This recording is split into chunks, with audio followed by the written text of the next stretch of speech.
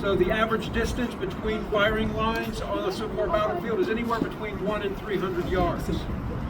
These weapons are going to be lethal at those ranges. So for those of you that went through your medical program, of the roughly 70,000 amputations that were performed during the Civil War, many of them, the wounds were resulted from rifle muskets. So these soldiers must be trained to become expert in the use of the rifle musket. A well-trained soldier should be able to load and fire 3 times in 1 minute. Let's break that down. 3 times in 60 seconds. What is 60 divided by 3? So once every 20 seconds. 9 steps to load just 1 shot and fire in 20 seconds. So they're averaging between 1 and 2 seconds per step.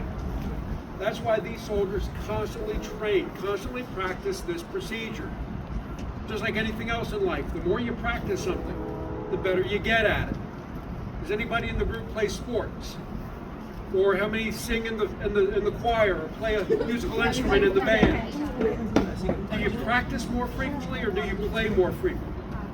Practice. Practice makes perfect. Exactly. Well, perfect practice makes perfect. Because you can practice the wrong way and you're not going to be perfect. But these soldiers are constantly training. And for them, it can literally be the difference between life and death on the battlefield.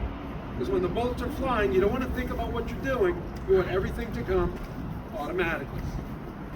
So the first thing they have to do is come to a position called shoulder arms, bringing the musket up off the ground, up against their right shoulder. And their instructor will command, load in 9 times, load, bringing the musket down to the center of the body, taking the right hand and bringing it around to their cartridge box, which is on the back of the belt. Cartridges are the ammunition. Let's see if I can pull one out of here. In normal cases, it would contain black powder and bullets all together in one piece. But for my purposes today, it's just black powder and an imaginary bullet. So I wait for the next command of handle cartridge, pulling one cartridge out of the box and bringing it up to the right cheek. Now during your physical, did Kelly make everybody smile really big?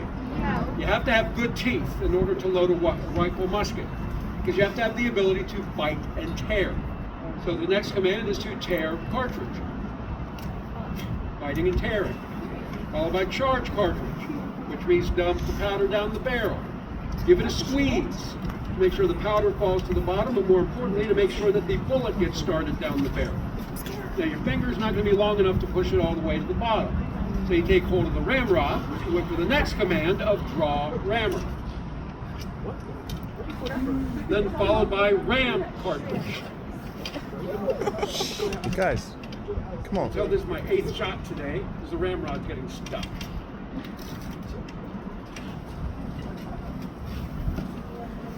There we go. Now the most important step of all is to return ramrod. Because if you lose your ramrod, can you reload your musket? No.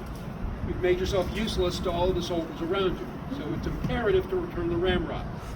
So now I have powder and my imaginary bullet all the way down at the bottom of the barrel. Now I need something that's going to make all of that explode.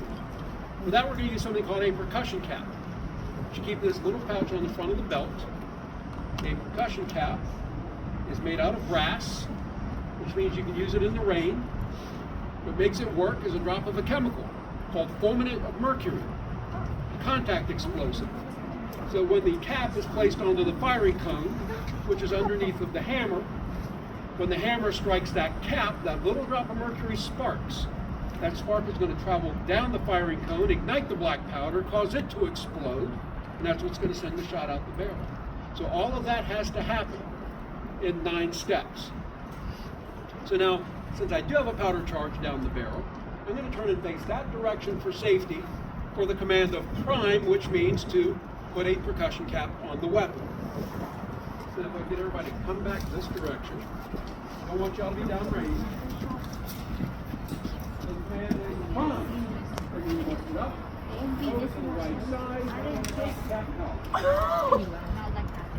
Taking out one percussion cap.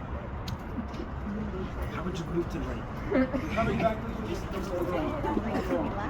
So all of those 9 steps and firing needs to be accomplished once every 20 seconds. I'm going to give myself the 3 commands of the firing sequence: ready, aim, and fire. When you hear the aim command, you might want to cover your ears because it will be loud and it will echo under this overhang. Got it? Yes. All right.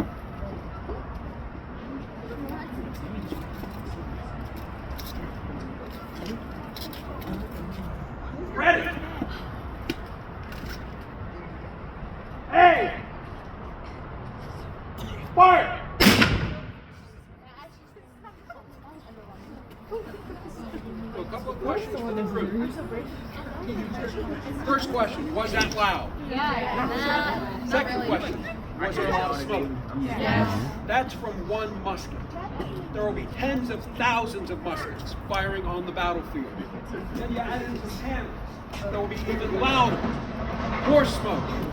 Our battlefield's going to be potentially confusing places to be. Yes. Absolutely. Are they going to be scary places to be? Yes. Yeah. But the more you practice, the more you train, the less confusing it will be. Hopefully, the less scary it will be, which will heighten your ability to survive the battle. But just like anything else in life, like if you're planning, studying for that big test, the more you study the subject, the less you'll have to think about it. And the answers will come to you like that. For the soldier, if he thinks while he's on the battlefield, that heightens his ability to get wounded. So he wants to continue practicing so everything comes natural. Are there any questions about any part of your